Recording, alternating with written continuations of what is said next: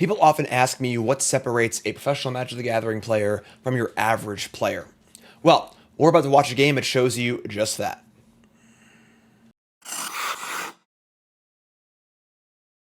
This is round 12 of the Spotlight Series Orlando from about a few weeks ago, and this is a match between Willy Edel, a longtime professional Magic player, playing Pro Magic for 25 years, 5 Pro Tour top 8s in the Hall of Fame, an absolute master playing mono red, against Stanley.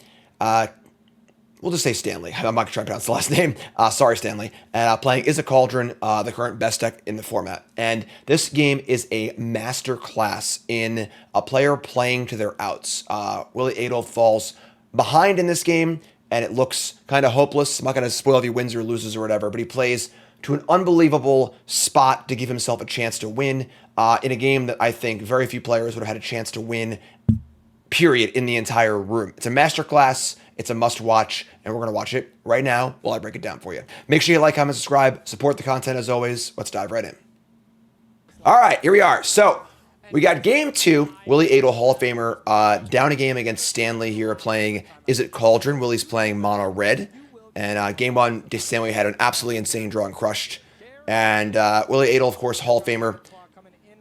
Attacks one with Higher Claw here, gets in. Mono red been kind of the foil to Is a Cauldron. Was kind of a talk of this tournament where sort of like, you know, VV versus Red. Red did very, very well. VV did very, very well. Red's playing cards like Razorkin Needlehead to kind of get ahead of VV. Kind of main deck hate cards. But so see here, decent start for Willy. Higher Claw gets it for some damage. That's an Azure Beastbinder on Stanley's side, a 1/3 creature that turns things into vanilla 2/2s. Here's a Nemesis. Here's an attack. Gets in for 4. So decent start from Willy. You get the block and some damage. A ping from the Higher Claw. 3 damage from Screaming Nemesis.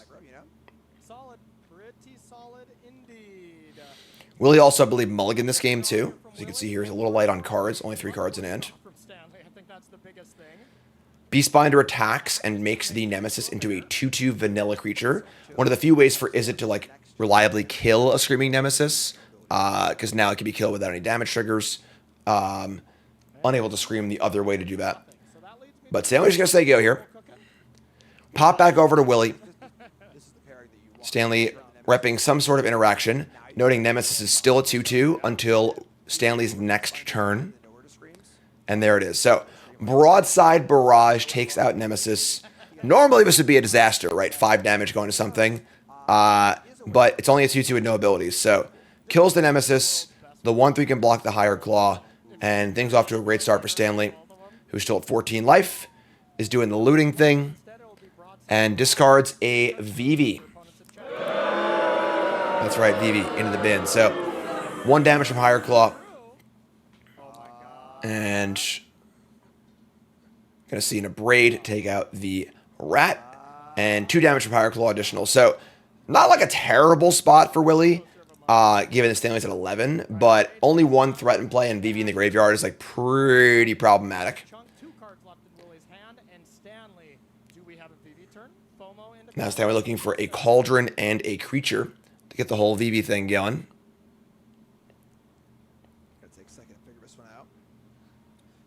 Soulstone Sanctuary.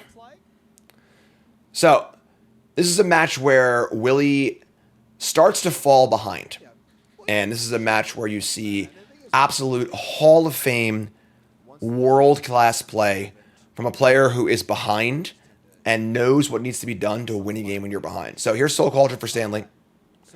Again, any creature here, and VV starts to go off. With Willy sitting only on a single lizard. Here's a Quantum Riddler. So this is interesting where it's warped in, but it is technically a creature, and it can wear a Cauldron.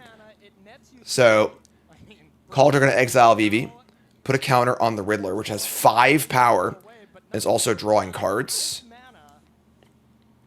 So that it won't stay in play, but it's still a little bit of mana. So this is terrible news for Willy, right? Willy's got only 2 cards in hand, only a Higher Claw, and Stanley is still at 11 life and about to do a lot of things this turn. So if you're a VV hater, please avert your eyes, because you know, getting those mana counters out and stuff, doing some draw, doing some discard. The question, of course, is our hero, Willy Edel, gonna win this game or not? And you gotta go pull through on this.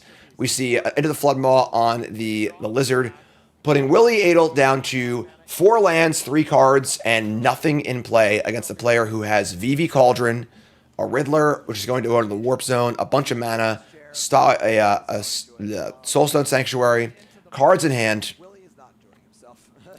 And the question, of course, is when the VV player has this much mana, can they find the card draw to get it going? So here's a Tursa Light Shatter. ETB, discard, and draw. So here is some more Tursa shenanigans. And Tursa on the stack didn't even discard. Is a Tursa with no discard at all? A truly horrifying prospect for Willie, with Stanley saying his hand is actually perfect. So Riddler goes to the Warp Zone. And now, truly a daunting position for Willy Edel. The Hall of Famer up against the wall here, down a game, 9-2 in a tournament, and in a spot where a loss doesn't necessarily eliminate him, but it's pretty tough to lose here if Willie wants to win this tournament. And you can see the furrowed brow of the longtime Hall of Famer. And now Willie is doing, what all great players do. Willie is going to take the time and think about what needs to happen for Willie to win this game. This is what you should be doing in your games. Whenever you're behind like this, it's super easy to kind of get into a negative mindset, to kind of just be like, oh, this is so stupid. They have VV, this card's so dumb. Like their draw's so good. My mulligan, my draw's so bad. All those thoughts are bad. You don't want to think those things in the moment. When you're playing the game, all you can do is give yourself the best chance to win and just think about what needs to happen to win. A lot of times this won't work. That is the very nature of being behind in a game of Magic the Gathering. But your goal is to give yourself the literal best possible chance to win when you are behind and try and win those 5%ers, where a lot of players just scoop it up. If they're, 10% to win, 5% to win, they pack it in, they call it a day, and they say, well, whatever, let's play another game.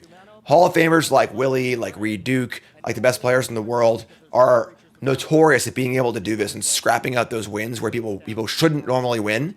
And Magic's a game percentages, right? Where, the best players win 65 to 70% of their matches. Honestly less than that at the pro level. And if you can up your win rate by 2% or 3%, that's the difference between a average Pro Tour player and a best of all time player. So, back to Stanley turn. Stanley going to the tank here has a bunch of resources. Unable to scream on the Razorkin Needlehead. One of the key pieces for Willie's deck to kind of deal with the VV deck when it's going off, dealing 1 damage for each card drawn. So now it's an 0-2. Here's a FOMO. And I believe only 1 card in hand for Stanley, so 2 draws. No, never mind. I'm sorry, the Riddler's not in play. In the Warp Zone. It's kind of in there. Should be a little more off to the side, but just 1 draw. And here's another Riddler. This one's in play. So we see a draw. Oh, wait, hold on. Yep, a draw. 2 draws, the Riddler. Only 1 card in hand for Stanley. So Stanley has 3 cards in hand. Cauldron has creatures available to exile, so mana can be made with Cauldron. And again, it's so easy in Willie's spot here to be totally demoralized. Just be like, this is so dumb. Why didn't I play VV? Wizards are so stupid. I hate this. It's so easy to have those thoughts. But your goal in a game of Magic is not to be a game designer. Your goal in a game of Magic is to win the game of Magic at any means, any legal means necessary, which means scrapping and clawing and finding your way to get in. So here comes Tursa. 10 life for Stanley, 16 life for Willie. Life certainly in Stanley's favor. In Willie's favor, but the board speaks quite differently to that. And Willie says, "I'll take it. Take 3." Now Stanley thinking about the Cauldron activation. If Stanley goes for the Cauldron on one of these creatures, and Willie's able to kill it in response, Stanley will lose the ability to make much mana. So could target the Riddler for not much value, but got to go up to the Nemesis. It's going to get exiled, and the question is, what does Stanley want to target with the +1/+1 counter? Does he want to keep it on board with the FOMO, or just take the guaranteed mana with the Riddler? Gonna go for the FOMO. Just kidding. Gonna go for the Tursa. So it goes for Tursa. Now, if Willie has a removal spell here, could kill it in response and stop the counter from going on, thereby stopping the 4 mana from being made. Wow, was this a bluff from Willie just saying, I can't beat it if you do it, so I'm not going to do it? It kind of looks like it was. I'm really thinking long and hard about this. If you take a peek at Willie's hand, you'll see there is a lightning strike in Willie's hand, meaning he can kill this Tursa in response if he wants to. Willie decides not to. So has the ability to kill this Tursa in response, deny the mana, kill a creature. Not a bad exchange, honestly. And Willie says, nope, I'm not going to do that. So, mana from Tursa makes 4 mana total. 3 will be used on a new Tursa, which will get legend ruled. Discarding a Cauldron to draw 2 off the Riddler. Cards flying. Stanley in a great spot here. Goes into Warp Zone. And this is where the Hall of Famer will spring into action. With a play that I doubt many players in the room would have made. Being Corey in the booth, if you can hear us. Stanley didn't put a counter on the Riddler here, just thinking that an Abrade is so almost for sure. So I think Stanley also was really expecting that. Yeah, so you can see me and Corey here are kind of surprised. I guess Willie doesn't have anything here. But Willie going to go to tank and make a play, but I think that less than 5 players in the entire room would have made, including our commentary booth and everyone else in the hall as well. So Willie really think get through. Willie's grinding the gears here to try and figure out what needs to happen for me to win this game. How is this game going to be won? And the answer is lightning strike to the freaking face. Stanley goes down to, I believe, 7. I think it's a misclick on the iPad there. So Willie's saying to be damned with all of your stuff in play, to be damned with your Cauldron, to be damned with your advantage, to be damned with your Riddlers. This game is won by me cheesing you out with damage. And again, this is a play that in the booth at the moment, me and Corey were like, wow, really? Had the lightning strike and didn't use it on Tursa? But this is what separates a Hall of Famer from a regular player. And so here's a Higher Claw. Here's a Magebane Lizard. Again, representing more chip shot damage. You know, maybe Magebane pings in for a ping or 2. Maybe Higher Claw can attack and get in a damage or 2. And Willie's just saying, I'm going to find a way to sneak through and win this game with damage, which is my only way to win. I cannot beat you on any front that involves card advantage or board presence for the most part. With Cauldron available, with multiple creatures in the graveyard, with Vivi already under Cauldron, you know, there's just infinite mana and cards available to Stanley. But Willie has 13 life and a little bit of time to try and win this game. And that's what he's going to do. He's going to try and win the game, not lose the game, which is easy to say, difficult to do in practice when you are here under the lights in round 12 of a major tournament with a lot of money on the line. And I don't know what Willie's current pro status is. He's a Hall of Famer, so he has at least 1 invite every year. I would assume he's probably qualified for the Pro Tour. So top 8 players in the tournament qualify for the Pro Tour, which is a big prize for many players in the room, but for players already qualified, not a prize. But want to win. $10,000 the first place, too. So here's Cauldron again. This time I'm going to put a Tursa on the Exile and put a counter onto, assumedly, the FOMO, giving Stanley access to 7 mana from creatures, 6 mana in play from lands, 2 Riddlers in the Warp Zone, 2 Stolestone Sanctuaries in the lands, multiple cards in hand. Literally just the world, you know. So the mana counters come back out. Gonna make all the mana at once. Gonna use the mana on both abilities. So 7 mana floating, as I said. I'm gonna sit my rogue here while Stanley does a little math as we're waiting. You're right. I think I did see 6 for a second, but it did go 10-7, and then maybe like hit the button on accident. Yeah, I think it might have been a wrong. It was 6 on the screen, but you're right. It was 10-7. So. Yeah. So the main question is, do we have Delirium? Land, creature, instant, artifact? We do. So now we can go animate Delirium on FOMO. We got Vigilance creature. basically everything on Stanley's side. FOMO can untap the Tursa. The Soulstones get in twice. And Stanley figuring out basically how to, almost go through the motions here, where it feels like Stanley has this game totally locked up. And this is a point in the broadcast where I start talking about, like, how players who are so behind are going to keep playing to the bitter end, the Reed Duke school of thought. Yeah, I kind of like your line here, honestly. I kind of like that. I don't know, lethal, but it would definitely. It feels like Willie's just going through the motions, but Willie here is saying, "I'm going to find a way out. I'm gonna scrap and claw and just try and find some way to win this game." Stanley not being overconfident either. Stanley is certainly taking his time, kind of thinking through, figuring out what's going on. A lot of mana available. Second FOMO. Riddler's now in play too. So we got a Riddler in play. The FOMO are both in play. The Tursa and the FOMO can attack. And now we're going to see an attack from Tursa and FOMO. Instant artifact creature lands. There is Delirium. So the Like, I mean, we did the VV things on turn 3 and turn there should be an untap trigger on this Not seeing FOMO. FOMO here. There is delirium, right? You get creature Instant creature artifact land.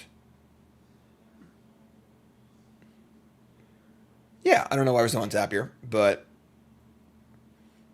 Hey, I mean, this is the kind of spot where gonna chump block with the toy. feel it, you know, like sometimes Lizard blocks also. So Willie goes to 10. with that Stanley's at 7. play, 7 life is a lot. You know, if your opponent's at 4, 3, these are much more tenable numbers. Here's another Azure Beastbinder.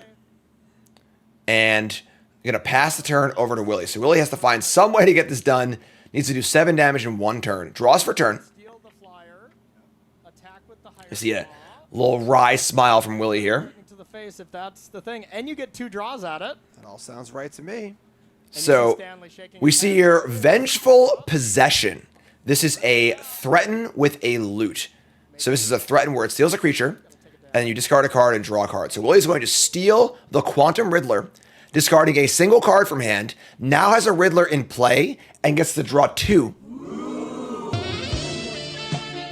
So 2 cards off the top, we see, couldn't quite see it, but there it is. So now Riddler's in play. Riddler's is an attacker for 4.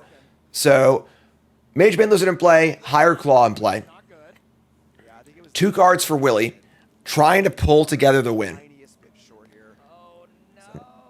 Rock, face, Village is the land. So 1 card left in hand, 1 unknown for Stanley. If Hired Claw or Mage Bane Lizard attacks, it'll be 1 damage to Stanley. The Riddler can attack for 4 in the air. And then also, if Stanley plays any spells, the Mage Bane Lizard will trigger, dealing damage as well. So, we're looking to go to combat here. And we're going to see Stanley snap into action with a Abrade targeting Hired Claw. So kills the Claw before attack, so no 1 damage. Does take 1 damage from the Mage Bane Lizard, putting Stanley down to 6 life. Quantum Riddler. And then Stanley says, attacks are good. So, here comes Willie. And Willie's going to fire with the Riddler. Riddler gets in for 4. So from 7 to 6 on the ping, down to 2 life. And here's a Razorkin Needlehead. Stanley's at 2, right? So his Needlehead not quite enough. So you would think. No, well, yeah, the Riddler goes back. The Riddler goes back. Here, have that. Riddler goes back. Stanley only has 1 card in hand. And you know what that means? Stanley's got to draw 2 and take 2 from the Riddler, and Willie takes down the game of the year, in my opinion. An absolutely unbelievable game. Stanley had everything. That was Had everything, you know, had VV going and everything else. I don't think Stanley necessarily even did anything wrong in that game. I was really watching the game from Stanley's side, honestly. But Willy Edel, an absolute masterclass in playing to your outs. You know, was that lucky? Absolutely. But you'll notice that good players seem to get more lucky than your average player because they're constantly taking the time to put themselves in spots to get lucky and playing to their outs. A lot of the times there, Willie just draws mountain and loses, and no one ever thinks a second thought about the game, despite the fact that he played phenomenally to even get to that point, which is really, really cool. So, awesome stuff. Really, really cool. Phenomenal. So, great match. If you want to see more matches like this on my YouTube and in my coverage, kind of match reviews, let me know. Comments, comment, subscribe, and chat. Let me know what you thought. And I'm Drew Davis, Pro Magic player, full-time content creator, and comment content creator. Peace.